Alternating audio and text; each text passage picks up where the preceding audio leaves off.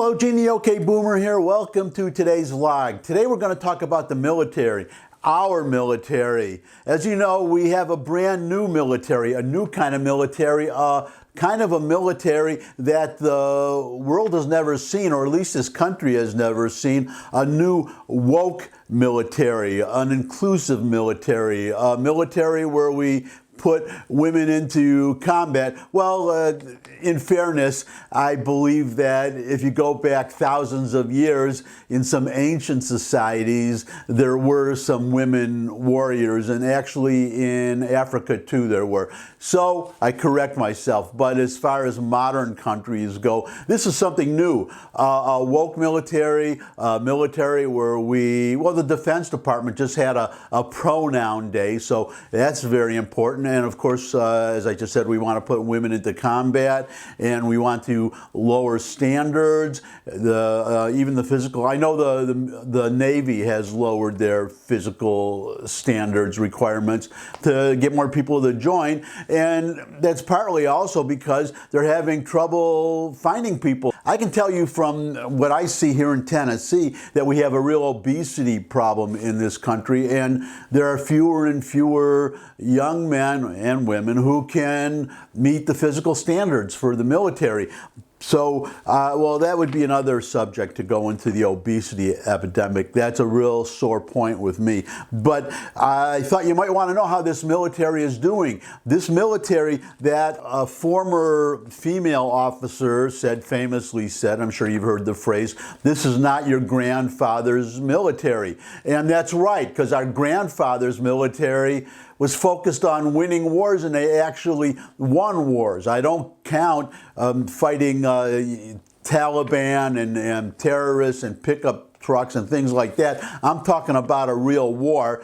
And I just want to give you some idea of how our woke military is doing. So here is a headline. This is recent. This was a recent war game. And, well, here's the headline. Trounced on home turf. British Royal Marine Commandos force U.S. Marines into humiliating surrender halfway through 5-day war training exercise in Mojave Desert. Royal Marines Commandos, quote, dominated, unquote, U.S. troops and forced them into a humiliating surrender just days into a mass training exercise in the Mojave Desert. British forces took part in a 5-day mock battle at the U.S. Marine Corps' 29 Palms base in Southern California, one of the largest military training areas in the world, and achieved a decisive victory against their American counterparts. The Royal Marines, along with allied forces from Canada, so the Canadians whipped us too, and the Netherlands, they whipped us, and the United Arab Emirates destroyed or rendered inoperable nearly every U.S. asset and finished the exercise holding more than 65% of the training area after beginning with less than 20%. Combatants used paintball-style training ammunition which fires with reduced pressure and velocity, along with high-tech simulators for heavier firepower like artillery and live ammo on expansive ranges. Seeing no opportunity for victory, American combatants asked for the exercise to be, quote, reset, unquote, halfway through the 5-day exercise, having taken significant casualties from British commandos. So that's how our woke military is doing. We got whooped. We got our asses kicked by the Brits. It would be mostly, I mean, I understand I was kind of being facetious before. There were a few Canadians, a few Arabs, but mostly the Royal Marines, and they kicked our asses. They started out with less than 25 or less than 20% of the war game territory, and they ended up with 65%, and we surrendered. the Americans surrendered halfway through. That's how badly they got whipped. And there's, well, the comments, the readers' comments in this article, which I linked to, by the way. I always link to these articles. Let me put up these comments now. These are some of the readers' comments. So yes, the British just kicked our American asses, but this comment, the first comment referring to the Brits, yes, but did they have their white rage under control? Next comment, I just heard a U.S. Admiral is trans. Surely America hasn't fallen that far.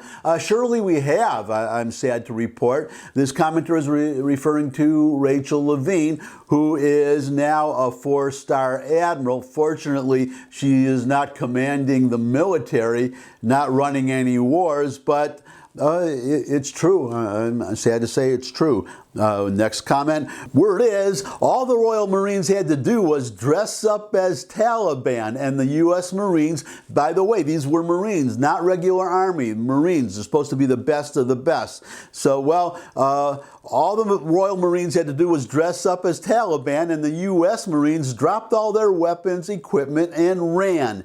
New measures from General, quote, China Mike, unquote, Milley. This is a reference, of course, to our humiliating retreat from Afghanistan, turning a victory into a defeat and leaving $85 billion of top-grade U.S. military equipment behind, and several hundred Americans, by the way, who are still there along with the equipment. I don't know why I'm laughing. That's not funny, and this should be a whole other vlog, too, just on this subject. Anyways, more comments. Battle cries of "there are only two genders" were heard before the enemy rainbow flags of surrender went up. And finally, who'd have thought that if you lower the physical aptitude standard, a decrease in performance would result? What a shocker. Yeah, well, to a liberal, yeah, what a shocker. But they don't care about that. What they care about is inclusivity and political correctness. And this is the result. And it actually, I'll end up on this because it reminds, to be fair, the Biden administration, as disastrous as they have been, this is not something new, because this story reminded me of an earlier story from 2004. Let me give you this headline, and because the rot began a long time ago, ever since we started lowering standards and getting into the business of political correctness. And unfortunately, this is the George W. Bush administration. But, well, I'll go back a little more. This was because of the tailhook scandal, if you don't remember that, where it was women weren't in combat, they were not flying fighter jets and so on and so forth, all these things. And there's an annual kind of a convention, party celebration the Navy has, or the Navy pilots have, called the tailhook convention. The tailhook is when you land a jet fighter on an aircraft carrier, to slow it down before it goes off the other end of the carrier, tail hook comes up and catches the tail of the plane and slows it down faster than it would normally. That's what it is. Anyways, some of the Navy officers, the male Navy officers, they abused the women. They were being rude to the women. That's basically it, being rude and I guess harassing the women. So as a reaction against this, it was immediately after that the Navy started making accepting female pilots and so on. And this was during the Bush administration, and that's when this all started. But anyways, let me get to the headline.